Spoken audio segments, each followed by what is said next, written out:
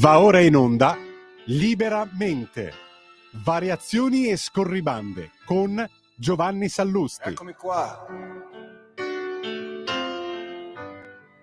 Sono venuto a vedere lo strano effetto che fa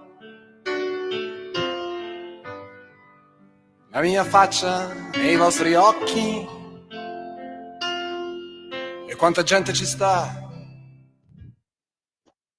Buonasera a tutti e bentornati a Liberamente, variazioni e scorribande qui su Radio Libertà. Allora emerge sempre più chiaramente la vera posta in palio, diciamo la macro posta in palio, la posta in palio globale attorno alla battaglia dei dazi, che poi è anche a cascata, soprattutto sui nostri giornaloni o quel che ne resta, l'isteria dei dazi. L'isteria strumentale spesso dei dazi, con un rigurgito di anti-americanismo, essendoci alla Casa Bianca i repubblicani, fuori controllo.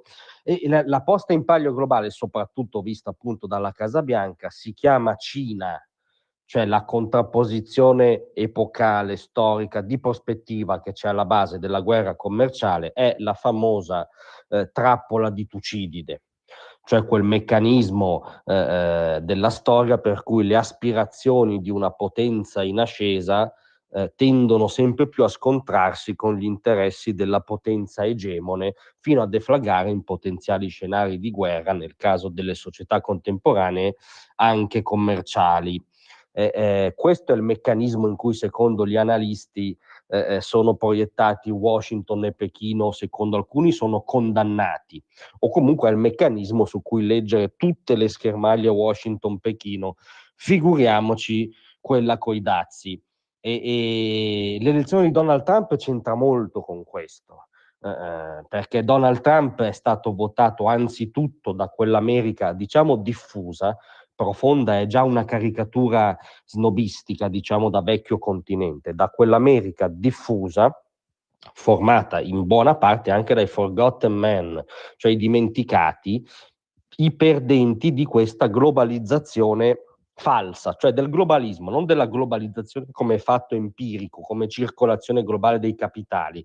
Non è che sta venendo giù la globalizzazione in questi giorni, ma a nostro giudizio sarebbe una notizia positiva, venendo giù il globalismo, cioè un'ideologia della globalizzazione masochista da un punto di vista occidentale, specialmente americano, per cui si è sdoganata, diciamo, la libertà economica globale con l'ingresso della Cina nel WTO, senza sdoganare le libertà elementari che in Occidente hanno generato e sostanziato la libertà economica, la libertà individuale, i diritti della persona, del lavoratore, i diritti dell'individuo rispetto alla macchina dello Stato, tutte cose che ovviamente in Cina non esistono, perché esiste uno schiavismo di fatto, un diritto del lavoro nullo, motivo per cui la Cina ha potuto aggredire anzitutto il mondo libero con la concorrenza sleale. Questo ha generato la deindustrializzazione di vastissime aree d'Europa ed America, in primis la famosa Rust Belt cantata da J.D. Vance in Elegia americana, ed è anzitutto da quell'America lì che Trump ha ricevuto il mandato di rimettere a posto le cose. Oggi l'ha detto chiaramente. Oggi ha detto: io ho ricevuto, io sono stato eletto anzitutto su questo, anzitutto per rimediare ai guasti di questo globalismo ideologico che di fatto ha fatto gli interessi della Cina, che en passant vuol dire del Partito Comunista Cinese. Cioè non è che la Cina è un paese concorrente qualsiasi, è il più grande totalitarismo esistente oggi sulla faccia della terra. Allora, in questa cornice storica esplicitata da Trump, va letto quello che accade oggi, cioè la reazione di Trump alla controreazione cinese sui suoi dazi. Per cui infatti Trump ha annunciato ulteriori tariffe aggiuntive sulla Cina.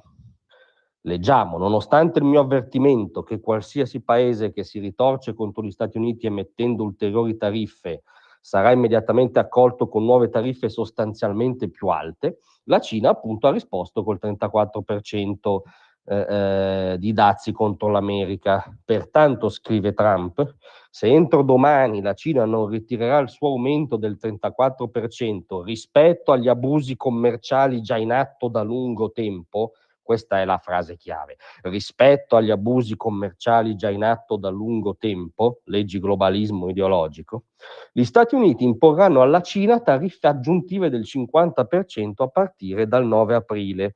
Inoltre, tutti i colloqui con la Cina riguardanti i loro incontri richiesti con noi saranno interrotti. Mentre occhio, i negoziati con gli altri paesi che hanno chiesto un incontro inizieranno immediatamente. Cioè il grande squilibrio che c'è dietro la politica trampiana dei dazi è anzitutto la contrapposizione, di più la sfida per l'egemonia globale, per l'egemonia del nuovo millennio tra gli Stati Uniti d'America, che rimangono la più grande democrazia liberale del mondo, e la Cina comunista, che rimane il più grande totalitarismo del mondo. Ecco, noi ci auguriamo che nessun italiano, europeo, occidentale sano di mente, di fronte a questo scenario, scelga la Cina comunista. Grazie a tutti, a domattina. Tra un manifesto e lo specchio.